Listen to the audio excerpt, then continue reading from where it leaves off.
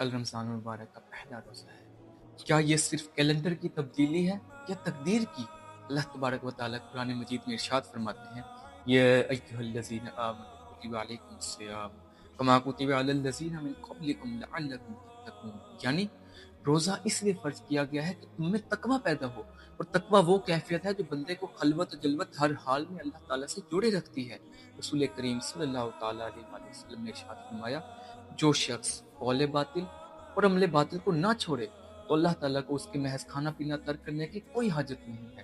بس کل سے محض سحری و افطاری کا اہتمام نہ ہو، زبان میں صداقت، دل میں اخلاص، نگاہ میں حیا اور معاملات میں دیانت بھی ہو۔ اگر دسترخوان وسیع ہو مگر اخلاق محدود تو صوم کی حقیقت نامکمل رہ جاتی ہے۔ آئیے پہلے روزے کو اصلاح باطن کا آغاز بنائیں، رمضان المبارک کو یوں ہی گزرنے نہ دیں۔